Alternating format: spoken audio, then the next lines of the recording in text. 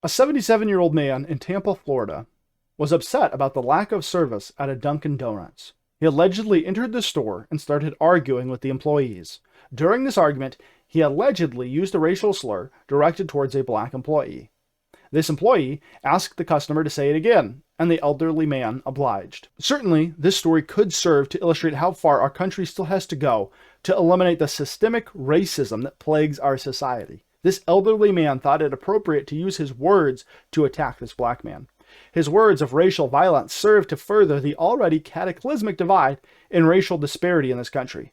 But if we actually finish the story, we get a different picture. The store employee punched the elderly man in the face, knocking him to the ground and causing brain injuries. The elderly man was rushed to the hospital, but died without regaining consciousness. Which is worse? Which is worse? One of society's causes du jour is that words are violence. In an opinion article written for the New York Times, psychologist Lisa Barrett argued that words can have a powerful effect on your nervous system. Certain types of adversity, even those involving no physical contact, can make you sick, alter your brain, even kill neurons, and shorten your life. If words can cause stress, and if prolonged stress can cause physical harm, then it seems that speech, at least certain types of speech, can be a form of violence. But which types? In what I can only describe as Orwellian, Barrett went on in the article to try to distinguish between the types of speech that are violence and those that are not violence, saying that the scientific findings she described provide empirical guidance for which kinds of controversial speech should and shouldn't be acceptable on campus and in civil society. In short, the answer depends on whether the speech is abusive or merely offensive. She concluded her article with this statement: "By all means, we should have open conversations and rigorous debate about controversial or offensive topics, but we must also halt speech that bullies and torments. From the perspective of our brain cells, the latter is literally a form of violence." In an article for Psychology Today, psychologist Pamela Peresky responded to Barrett's arguments. Hateful speech, according to Feldman Barrett, is so stressful that it should be prohibited because, as she reports, chronic stress can shrink your telomeres.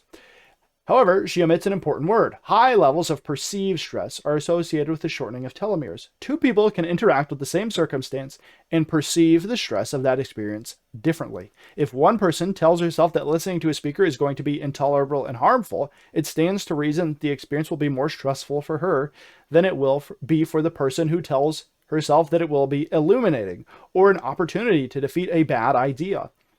Peresky points out that it is not the words themselves that are the violent force. Instead, it is actually the response to the words that would actually be the decisive factor on whether or not the words actually cause damage to one's brain through prolonged and intense stress. The irony of Barrett's position is that studies have shown that if people believe that stress can harm them physically, they are more likely to be harmed physically by stress.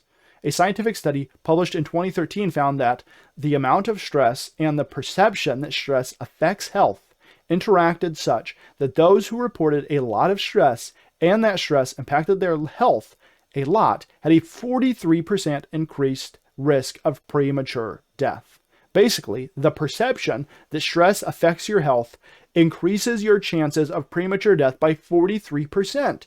The study's conclusion said this: individuals who perceived that stress affects their life and reported a large amount of stress had an increased risk of premature death.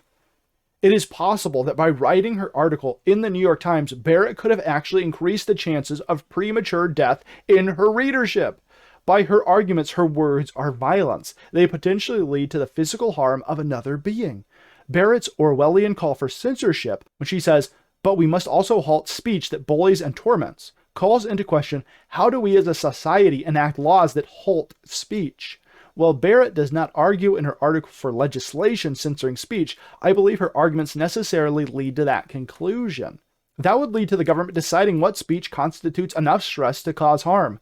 Does the teacher telling the student they must pass the test or fail the class cause enough harm? Does the coach who puts pressure on the starting quarterback to lead the team to a victory cause enough harm? Does the teacher who requires the students to speak in front of the class but with no exceptions cause enough harm to those who fear public speaking? Does the President of the United States cause enough harm when he speaks before the country about matters of grave importance? Does the newscaster cause harm when they report the news about violence or crime? Does Lisa Barrett cause harm when she writes an article about how stress can cause harm? Where does the madness stop? Words are not violence. If they are, we cannot communicate. Which brings us back to Dunkin Donuts. An elderly 77-year-old man was causing stress.